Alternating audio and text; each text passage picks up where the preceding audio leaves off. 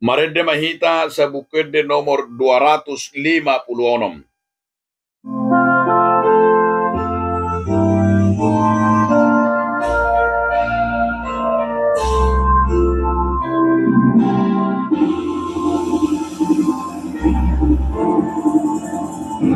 Yesus Kristus Hidup Raja, Bina bangkit di amanah, mengguguri sasudah, mengguguri sasudah, jalan sahaja maut, tui mana nomor Tuhan, arhatamu tuname, arhatamu tuname. Angka suruh-suruhnya, kembali yang abang sana, pasangan raja ini, pasangan raja ini, nadi kijang marbuaso,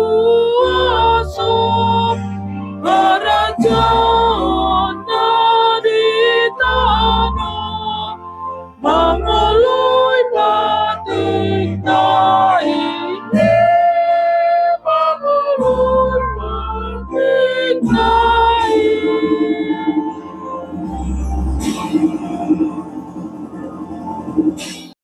Kita berdoa, kasih karunia dan damai sejahtera dari Allah Bapa dan dari anaknya Tuhan Yesus Kristus menyertai kamu sekalian. Amin. Saudaraku, di dalam nama Tuhan Yesus Kristus, firman Tuhan bagi kita hari ini tertulis dalam kitab Daniel 2 ayat 44.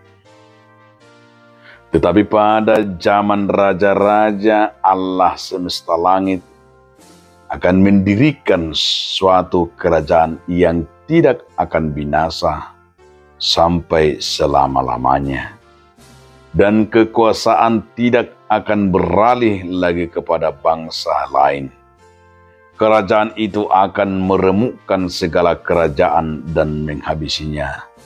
Tetapi kerajaan itu sendiri akan tetap untuk selama-lamanya. Alai ditiki nerajaan ni akarajai, padirion ni dibatana di surgui sadakarajao naso tarpa paturo di sanggilingna. Gonggoman na pedang pasahaton na tubang suna asing. Ropuhan na dotahi sugut saluhut akaharajao ni. Jalap pasikonon na alay hotdo anggo nasasade rodi saliling nililing na. Demikian firman Tuhan. Saudaraku, dalam nama Tuhan Yesus Kristus, judul renungan kita hari ini adalah kesetiaan.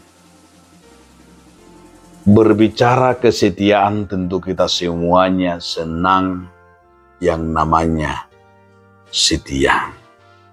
Setia berteman, setia pacaran, setia dalam perkataan, setia dalam perbuatan. Apalagi kesetiaan menyangkut iman. Kesetiaan menyangkut suatu bangsa. Bangsa yang taat, yang setia, menjadi bangsa, penerus bangsa yang dipercayai, menjadi kerajaan dan bangsa menjadi contoh bagi dunia ini. Itu sebabnya kalau kita lihat dari kitab Daniel ini, salah satu yang mau dikatakan adalah contoh konkret orang yang setia. Kesetiaan itu betul berharga. Kesetiaan itu adalah salah satu integritas yang sangat disenangi oleh Tuhan. Bahkan boleh kita lihat dari setiap hamba-hamba dan pemuda dan di masa-masa Daniel adalah yang paling disenangi dan disukai dari semua pemuda yang ada di tengah-tengah orang Israel dan juga orang-orang Babel yang luar biasa. Menjadi contoh yang disenangi itu adalah Daniel. Apa sebabnya? Karena Daniel itulah setia dalam perkara apapun. Nah, di sini juga dikatakan kepada Daniel bahwa bangsa yang setia tadi, orang yang setia tadi akan menjadi bangsa yang disebut, yaitu bangsa yang selama-lamanya, yang diberikan Tuhan sebagai gambaran kekuatan berkuasa untuk selama-lamanya. Umatnya yang setia, pemimpinnya yang setia, bahwa umat itu akan menjadi umat yang diberikan kesempatan untuk berdiri, untuk menguasai dunia ini, dan tidak pernah akan dibinasakan.